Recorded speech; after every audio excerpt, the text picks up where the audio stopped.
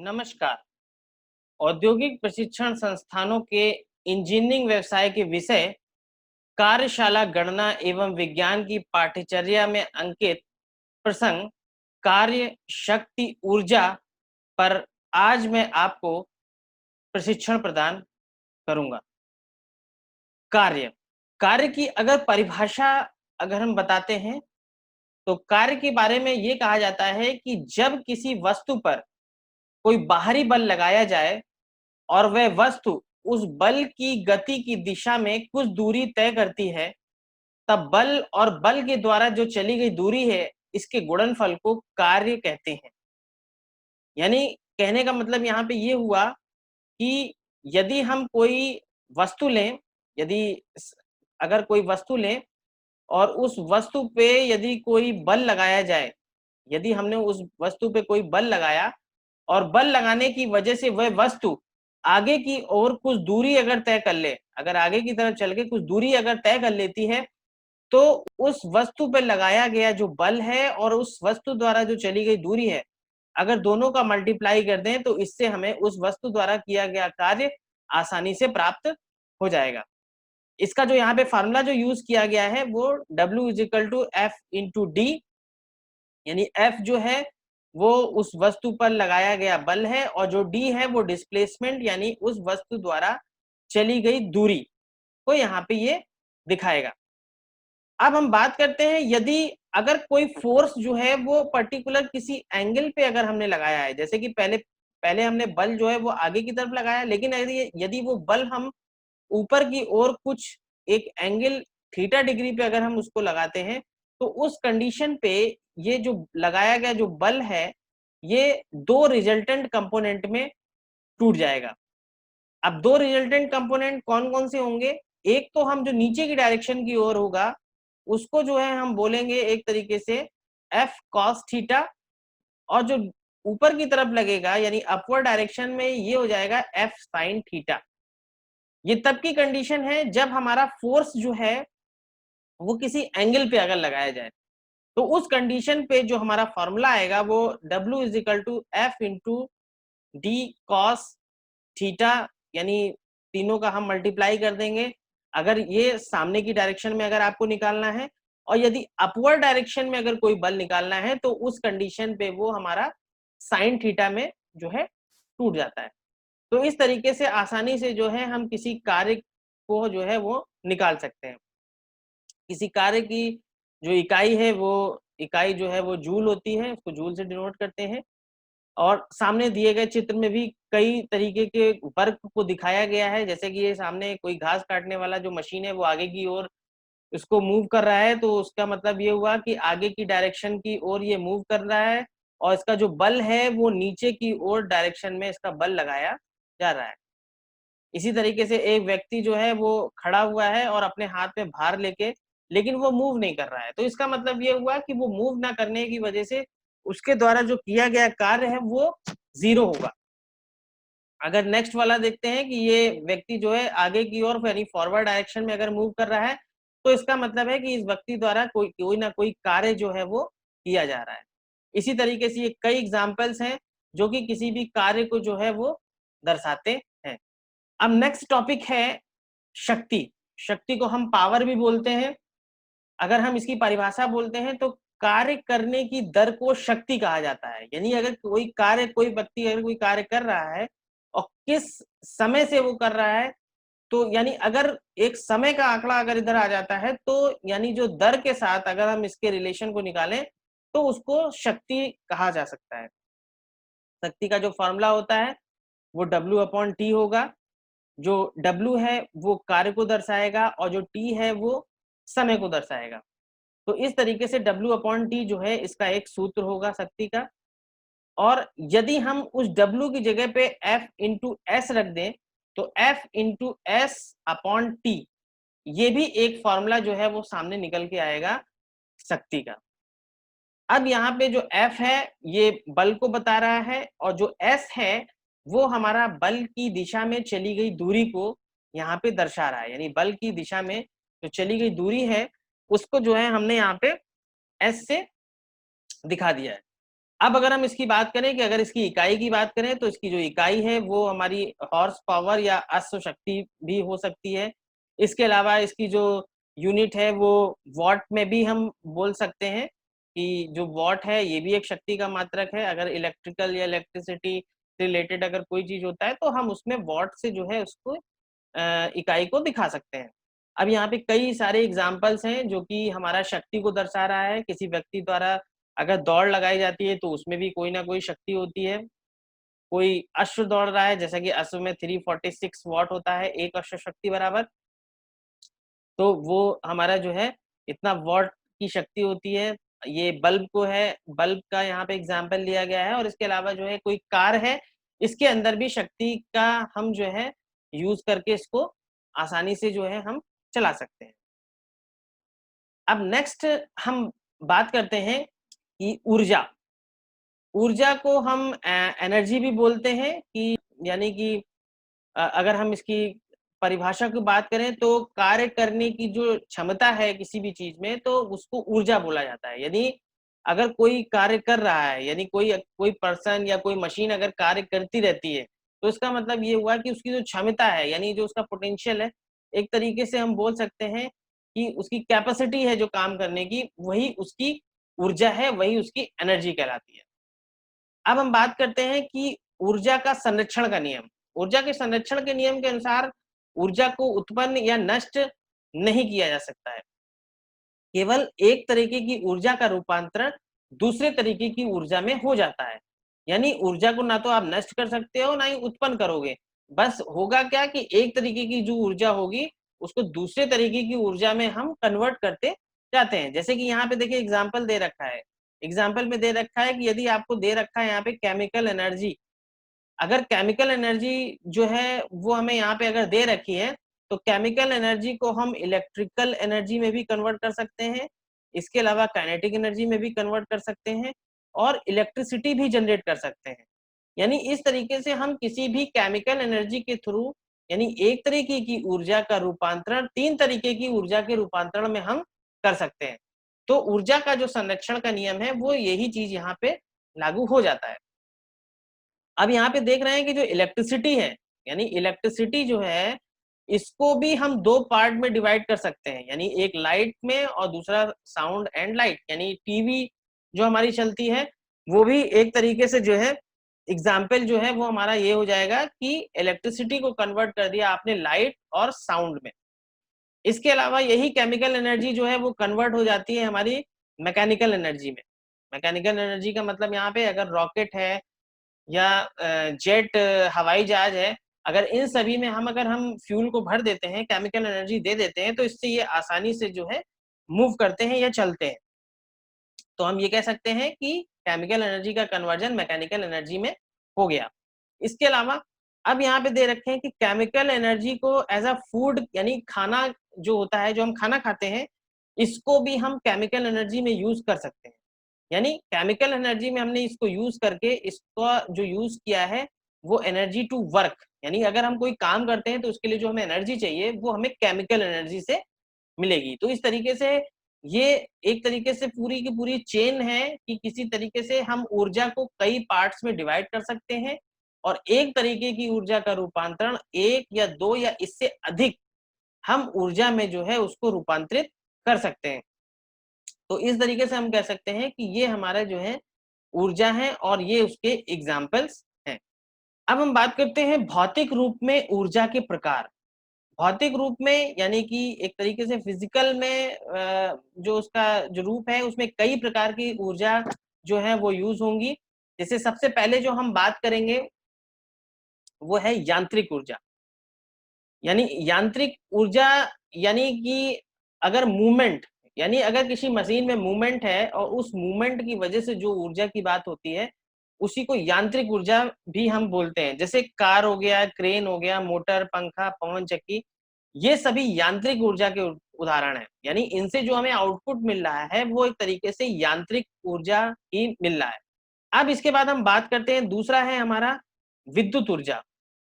कि विद्युत ऊर्जा यानी इलेक्ट्रिसिटी जो एनर्जी है, तो विद्युत ऊर्जा में क्या होगा कि कंप्यूटर, टेलीविजन, चार्जर या इसके अलावा बहुत सारे अप्लायंसेस जो हैं जो कि विद्युत ऊर्जा से जो है हमें चलाए जाते हैं।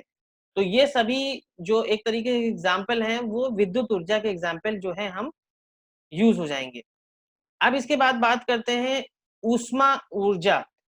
ऊष्मा ऊर्जा ऊष्मा ऊर्जा का मतलब है ऐसे चीजें जहां पे हमें ऊष्मीय ऊर्जा प्राप्त होगी, जैसे ब्लोवर हो गया, हीटर हो गया, आयरन प्रेस हो गया, टोस्टर मशीन हो गई, यानी विभिन्न प्रकार की ऐसी मशीनें जिनसे हमें ऊष्मीय ऊर्जा प्राप्त होती है। अब हम बात करते हैं प्रकाश ऊर्जा की।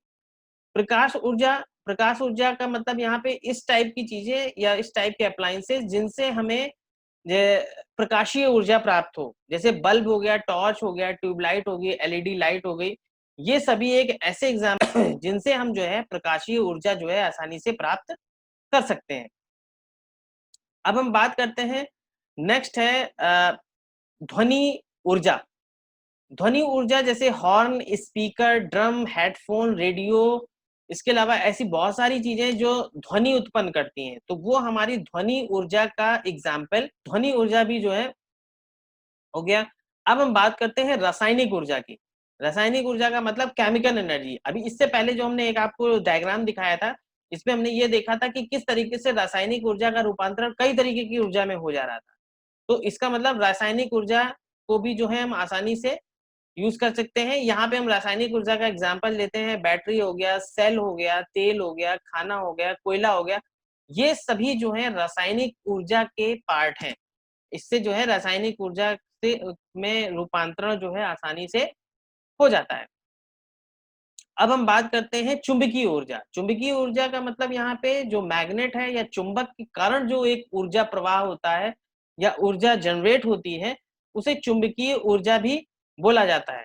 जैसे चुंबक हो गया, चुंबक का यूज हम जो है बहुत सारी मोटर जो चलाई जाती हैं उसमें चुंबकीय ऊर्जा का यूज करते हैं। इसके अलावा जनरेटर हो गया, बहुत सारी यानी मोटर से लेके जनरेटर है या बहुत सारी जो अप्लायंसेस बनाए जाते हैं जहाँ पे चुंबकीय ऊर्जा का यूज किया जाता है।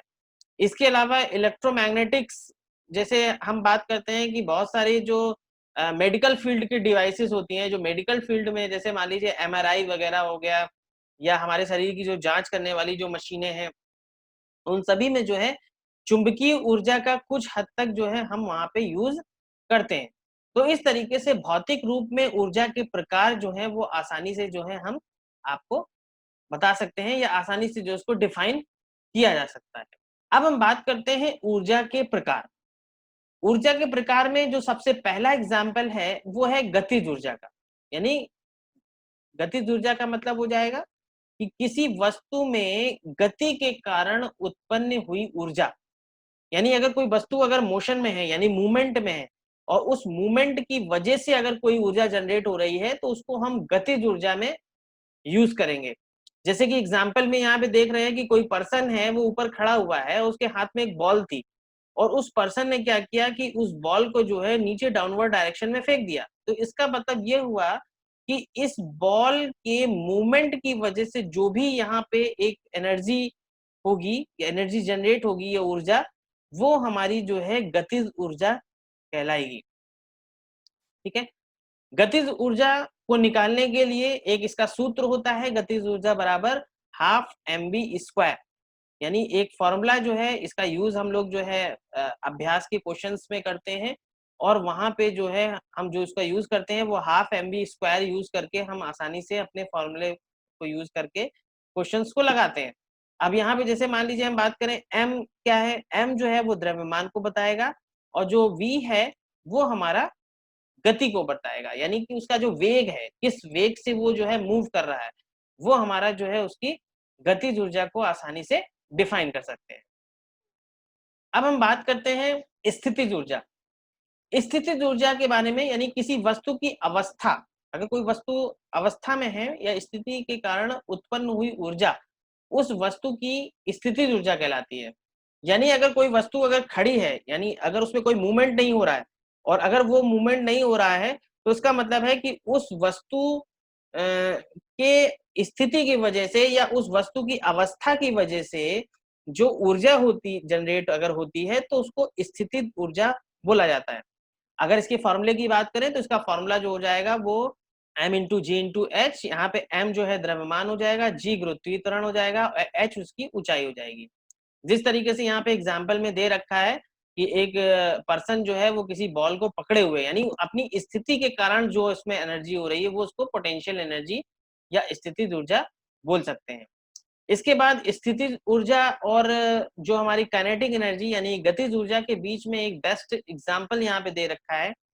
यदि कोई पर्सन साइकिल से जा रहा है और किसी ऊंचाई वाली जगह पे, तो यानी इसका मतलब जो पहले जो उसके मूवमेंट की वजह से जो एनर्जी यहाँ पे हो रही है उसको हमने काइनेटिक एनर्जी या गतिज ऊर्जा बोला है। अगर वो पर्सन ऊपर जाके एक जगह पे रुक गया, तो वो रुकने की वजह से जो है यहाँ पे जो एक एनर्जी होगी उसको पोटेंशियल एनर्जी बोलेंगे। इसके अलावा जब वो व्यक्ति नीचे की ओर डाउनवर्ड डायरेक्शन में जब जाएगा तो उस व्यक्ति का यानी पोटेंशियल एनर्जी फिर से जो है वो काइनेटिक एनर्जी में कन्वर्ट हो जाएगा। यानी इस तरीके से जो है हम आसानी से हम इस एग्जाम्पल के थ्रू गतिज ऊर्जा आपका पोटेंशियल एनर्जी यानी स्थितिज ऊर्जा के बीच में रिलेशन को हम आसानी से निकाल सकते हैं। आइए अब हम कुछ अभ्यास के क्वेश्चंस लगाते हैं, जिसमें सबसे पहला क्वेश्चन है कि एक व्यक्ति 90 किलोग्राम को खींचकर 10 मीटर तक ले जाता है, तो किया गया कार्य आप ज्ञात करिए। यानी कोई व्यक्ति है, उस व्यक्ति के द्वारा जो है कोई कार्य किया गया है, यानी कहने का मतलब है कि अगर यहाँ पे कोई 90 किलोग्राम का भार है और उस व्यक्ति ने इसको जो है 10 मीटर तक खींचा, तो इस 10 मीटर तक खींचने का मतलब ये हो जाएगा कि अब आपको ये ज्ञात करना है कि उसका किया गया कार्य क्या होगा। जैसा कि हमने आपको बताया है कि कार्य को निकालने का एक फॉर्मूला होता है F इंटू एस, यानी बल गुणे बल की दिशा में चली गई दूरी। अब यहाँ पे जो भी बल लगाया गया है वो हम नोट करेंगे, यानी यहाँ पे किलोग्राम यानी 90 उसकी वैल्यू रखेंगे और इसके बाद यहाँ पे 10 जो है यानी उसकी जो चली गई जो दूरी है उसको रख के, और अगर हम इन दोनों को मल्टीप्लाई कर देते हैं तो इससे 900 किलोग्राम मीटर या न्यूटन मीटर, इसकी जो इकाई है वो न्यूटन मीटर या फिर किलोग्राम मीटर जो है हम कह सकते हैं। तो इस तरीके से जो है ये प्रोग्राम आपका जो प्रश्न है वो आसानी से हल हो गया, और जिसका जो आंसर आ रहा है वो 900 किलोग्राम मीटर या न्यूटन मीटर आ रहा है। अब हम बात करते हैं सेकंड क्वेश्चन की कि 8 मीटर ऊंचाई चढ़ने के लिए 70 किलोग्राम भार के व्यक्ति द्वारा किया गया कार्य। अब यानी यहाँ पे ये कंडीशन है कि यदि यहाँ पे एक 70 किलोग्राम का भार है और उस व्यक्ति को इस भार को ऊपर 8 मीटर ले जाना है, तो इस व्यक्ति द्वारा किया गया कार्य जो है हमें ज्ञात करना होगा। अब हम यहाँ पे एक चीज ये देख रहे हैं कि यदि कोई व्यक्ति किसी भी चीज को अगर ऊपर की ओर डायरेक्शन में ले जा रहा है, तो उसके नीचे की डायरेक्शन की ओर भी एक फोर्स लगेगा जिसको हम जी से दिखाएंगे, यानी कि वो हमारा एक तरीके से गुरुत्वीय बल होगा। उस गुरुत्वीय बल को यूज करेंगे यहाँ पे सॉल्यूशन के लिए। अगर हम यहाँ पे निकालते हैं कि अगर कार्य बराबर F इंटू एस, अब F की वैल्यू यहाँ पे हम लिखेंगे m इंटू जी। m यानी उसका जो एक मास हो गया और g जो है वो उसका जो है गुरुत्वीय बल हो गया। अब गुरुत्वीय बल की वैल्यू को जो है हमने 9.8 को यहाँ पे रखा और 8 जो है वो मीटर उसकी ऊंचाई हो गई, 70 जो है उसका मास हो गया, और इन तीनों का मल्टीप्लाई करके 5488 जूल जो है वो हमारा आंसर जो है वो यहाँ पे आ जाएगा। तो इस तरीके से जो है हम इस सेकंड अभ्यास के क्वेश्चन को हमने जो है आसानी से कर लिया। अब तीसरा क्वेश्चन है कि 10 मीटर की ऊंचाई पर स्थित 2 किलोग्राम द्रव्यमान की वस्तु की गतिज ऊर्जा और स्थितिज ऊर्जा निकालिए। यहाँ पे जी बराबर दे रखा है 10 मीटर पर सेकंड स्क्वायर, यानी कहने का मतलब ये हुआ कि अब हमें जो है इसमें गतिज ऊर्जा का फॉर्मूला लगाना पड़ेगा और स्थितिज ऊर्जा का। जैसा कि गतिज ऊर्जा का फॉर्मूला आपको पता ही है कि half M B square, m जो है वो यहाँ पे जो है इसका भार हो जाएगा, द्रव्यमान हो जाएगा, जिसकी वैल्यू हमने 2 रखी है। हाँ, एक चीज यहाँ पे देखने वाली है कि उस वस्तु में मूवमेंट हो रहा है कि नहीं हो रहा है, लेकिन हम यहाँ पे देख रहे हैं कि ऊंचाई पर स्थित है, इसका मतलब उस वस्तु में कोई मूवमेंट नहीं हो रहा है, यानी ना मूवमेंट ना होने की वजह से इसका जो वेग है उसकी वैल्यू हो जाएगी 0। वेग की वैल्यू 0 हो जाएगी तो इसका मतलब है कि गतिज ऊर्जा का मान जो है वो आपके सामने आ जाएगा 0।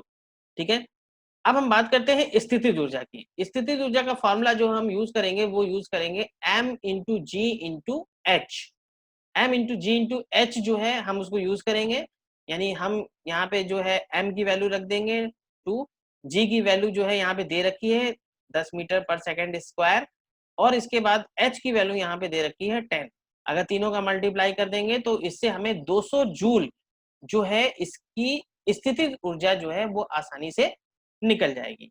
तो इस तरीके से स्थितिज ऊर्जा और गतिज ऊर्जा से रिलेटेड जो भी क्वेश्चंस आते हैं वो आपको इस फॉर्मूले का यूज करके आप निकाल सकते हैं। एग्जामिनेशन में अगर आता है तो हो सकता है कि वो आपसे फॉर्मूला भी पूछ सकता है। अगर 4 ऑप्शन दे रखे हैं और उन चारों ऑप्शन में एक हाफ एम बी स्क्वायर अगर होगा तो आपको half M B square use करना पड़ेगा। M into G into H अगर दे रखा है तो यानी गति स्थितिज ऊर्जा के फॉर्म में आपको इस फॉर्मूले पे आपको टिक लगाना हो। तो ये हमारा तीसरा क्वेश्चन हो गया। अब हम इसके सारांश पे आ जा सकते हैं। इसका सारांश है कि कार्य शक्ति एवं ऊर्जा का हमारे दैनिक जीवन में बहुत बड़ा महत्व है। इसके द्वारा हम विभिन्न क्षेत्रों में जैसे इंडस्ट्री हो गया, कंपनी हो गया या स्वयं के कारोबार की क्षमता है, कार्य प्रणाली है या अन्य तरीकों की जानकारी प्राप्त कर सकते हैं, और जिससे हम कम से कम समय में अधिक से अधिक लाभ को प्राप्त कर सकते हैं।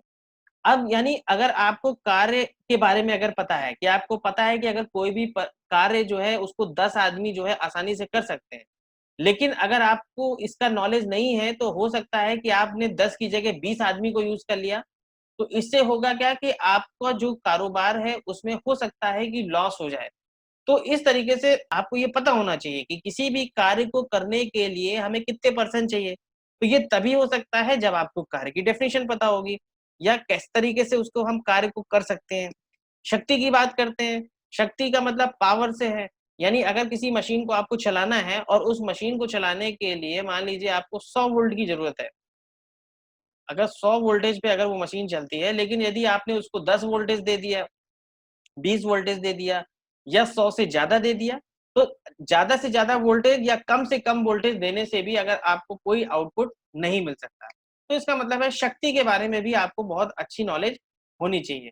ऊर्जा के बारे में अगर हम बात करते हैं, तो ऊर्जा में ये है कि आपको ये पता होना चाहिए कि किस तरीके की ऊर्जा का रूपांतरण किस तरीके की ऊर्जा में हो जाएगा। ठीक है? जैसे कि हम बात करते हैं केमिकल एनर्जी की। अब अगर आपको पता है कि अगर आपको ज़रूरत है पेट्रोल की, अगर आप पेट्रोल यूज़ कर रहे हैं किसी मशीन में, तो इसका मतलब उस पेट्रोल से वो जो मशीन चल रही है, इसका मतलब उसका आउटपुट आपको बहुत अच्छा मिलेगा। अब लेकिन आपको कुछ ये नॉलेज ही नहीं है कि वो ऊर्जा और किससे यूज़ कर सकते हैं, और आपने उस पेट्रोल की जगह जो है आपने डीज़ल यूज़ कर लिया, कोई दूसरा केमिकल यूज़ कर लिया। तो इस तरीके की चीज़ों यानी इस तरीके से ऊर्जा का भी ज्ञान होना बहुत ही ज़्यादा ज़रूरी है। इसके साथ ही हम इसके अधिक से अधिक जानकारी से हम अपने देश की प्रगति को भी ला सकते हैं। तो इस तरीके से हमारा ये प्रशिक्षण का सारांश जो है यही खत्म होता है। इसमें मैंने जो है निमी पैटर्न की बुक का यूज़ किया है, वर्कशॉप कैलकुलेशन की बुक है, और जिसके पब्लिकेशन जो है वो अरिहंत पब्लिकेशन है, और राइटर जो है वो एसके भटनागर जी जो हैं वो इसके राइटर हैं। आज मैंने आपको कार्य, शक्ति और ऊर्जा पर आपको प्रशिक्षण प्रदान किया है। आशा है आपको भविष्य में यह प्रशिक्षण मददगार होगा। धन्यवाद।